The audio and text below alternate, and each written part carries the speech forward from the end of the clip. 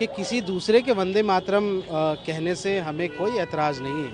हमारा राष्ट्रगान जनगण मन है और हम राष्ट्रगान के सम्मान में खड़े होते हैं, सारे लोग सम्मान करते हैं। लेकिन राष्ट्रगान के साथ आप ये वंदे मातरम को, राष्ट्रीय गीत को थोप रहे हैं, ये ठीक बात नहीं है। जिन पंक्तियों में राष्ट्रगीत के अंदर मुल्क को माँ दुर्गा, सरस्वती, जनहारिणी, जन्म देने वाली, जन्म लेने वाली, ये इल्म देने वाली ये कहा गया है, ये हमारी आस्था से टकराती हैं। इसलिए हम प्राण तो दे सकते हैं, लेकिन अपनी आस्था के साथ समझौता नहीं कर सकते। हमारा सर कट जाए, लेकिन हम इन पंक्तियों को नहीं गाएंगे। ये आज से नहीं, 1937 से लेकर जो है विवादों में है।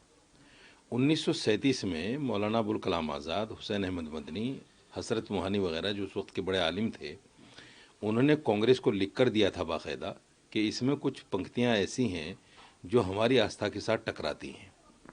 तो 1937 में कांग्रेस ने एक रेजोल्यूशन पास किया और कहा कि हमने ये पंक्तियां हटा दी हैं, आज़ादी में ये पंक्तियां नहीं गाई जाएंगी जो मुसलमान की आस्था को चोट करती हैं।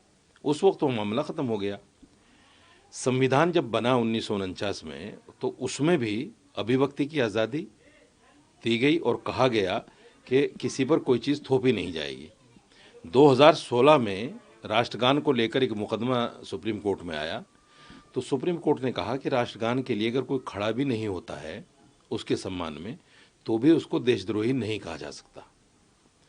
तो मेरा स्पष्ट मानना ये है, और जितने भी मुसलमान आलिम हैं, कि जिन पंक्तियों में राष्ट्रगीत के अंदर मुल्क को माँ दुर्गा, सरस्वती, जनहारिणी, जन्म देने वाली, जन्म लेने वाली, ये इल्म देने वाली ये कहा गया है, ये हमारी आस्था से टकराती हैं। तो हमारे पास ले दे के एक आस्था है। मुसलमान के पास सरकारी नौकरियां तो है नहीं, मुसलमान बहुत बड़े कारोबारी तो हैं नहीं, ले देकर हमारे पास आस्था है। अगर हम अपनी आस्था भी खो बैठें तो हमारे पास कुछ नहीं बचेगा। इसलिए हम प्राण तो दे सकते हैं, लेकिन अपनी आस्था के साथ समझौता नहीं कर सकते। हमारा सर कट जाए, लेकिन हम इन पंक्तियों को नहीं गाएंगे। सरकार इसमें बुरा माने, भला माने, मेरे देश का संविधान बिल्कुल स्पष्ट है, मुझे आज़ादी है। अगर कोई हम पर थोपने की कोशिश करेगा तो हम इतनी आसानी के साथ उसको बर्दाश्त करने वाले नहीं हैं, जैसे हमने बाबरी मस्जिद के फैसले को बर्दाश्त कर लिया, क्योंकि ये हमारी आस्था का मामला है। यानी इसकी अनिवार्यता को लेकर जो वो कह रहे हैं, आप भी उस बात से इत्तेफाक? बिल्कुल उस बात जो 28 के अंदर 28 जनवरी में एक फरमान पारित हुआ है गृह मंत्रालय की तरफ से कि तमाम सरकारी जगहों पर इसको गाया जाएगा, इसके सम्मान में सबको खड़ा होना पड़ेगा। तो मुसलमान तो नहीं गाएगा, मुसलमान नहीं गाएगा, उसकी जान चली जाए नहीं गाएगा। और मौलाना अरशद मदनी साहब ने जो कहा है, उन्होंने कहा है हम सुप्रीम कोर्ट जाएंगे इसकी अनिवार्यता को लेकर।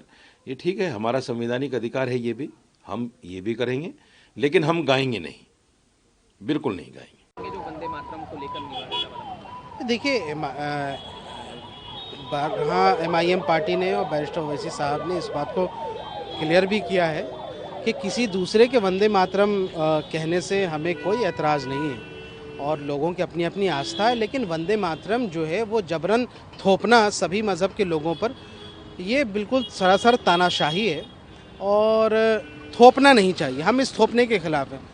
हमारा राष्ट्रगान जनगण मन है और हम राष्ट्रगान के सम्मान में खड़े होते हैं, सारे लोग सम्मान करते हैं। लेकिन राष्ट्रगान के साथ आप ये वंदे मातरम को, राष्ट्रीय गीत को थोप रहे हैं, ये ठीक बात नहीं है। और क्या मैं सरकार से सवाल पूछना चाहता हूँ, क्या बीजेपी की सरकार जनगण मन को रिप्लेस करना चाहती है वंदे मातरम से नेशनल एंथम के तौर पर? क्यों ये why it is made to be compulsory, ये सवाल पूछना चाहिए। क्योंकि इतिहास है कि RSS ने हमेशा से जनगण मन का विरोध किया था, ऑब्जर्वर की उनकी पुरानी इतिहास देख के।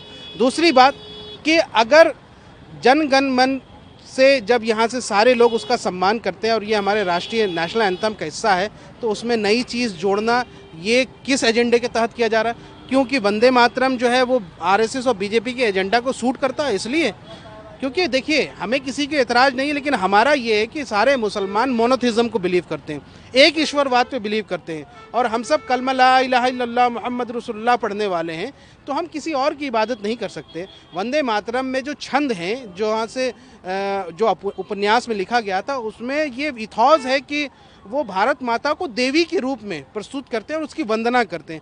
हम एक अल्लाह के अलावा किसी और की इबादत नहीं कर सकते, लिहाजा हमारे लिए कहना हमारी मज़हब, हमारी रिलीजियस इन्फ्रिंजमेंट है।